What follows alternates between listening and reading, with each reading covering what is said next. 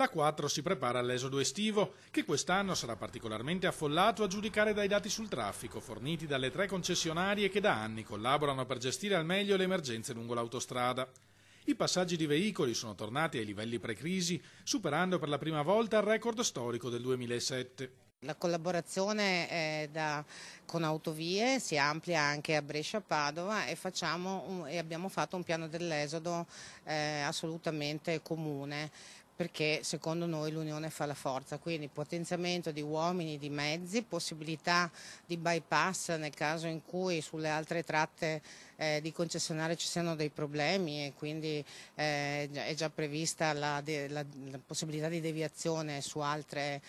tratte. Tra le misure previste da CAV nei giorni da bollino nero, presidi fissi con cariattrezzi pronti a intervenire in tempi brevi per la rimozione di auto o camion incidentati o in avaria. Personale incaricato di predisporre nel minor tempo possibile le deviazioni eventualmente necessarie tra passante e tangenziale di Mestre e tra la 4 e la 27, un servizio di segnalazione code con base ai caselli di Spinea e Preganziol, un presidio sanitario con ambulanza presso l'area di servizio di Arino. La società concederà inoltre in comodato 8 nuovi mezzi alla polizia stradale, impegnata in alcune attività straordinarie. Metteremo delle pattuglie, stiamo già facendo questo servizio durante i pomeriggi e durante le sere, perché ci siamo resi conto che le zone, le aree di servizio possono essere dei luoghi in cui le persone possono essere derubate e per cominciare una vacanza in questa maniera non è una cosa buona per nessuno. È inoltre scaricabile online la nuova app Info Viaggiando, che fornisce in tempo reale informazioni H24 su tutta la tratta da Brescia a Trieste.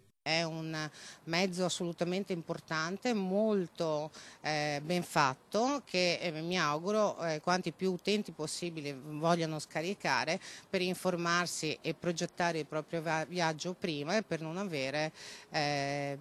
problemi durante il viaggio, appunto.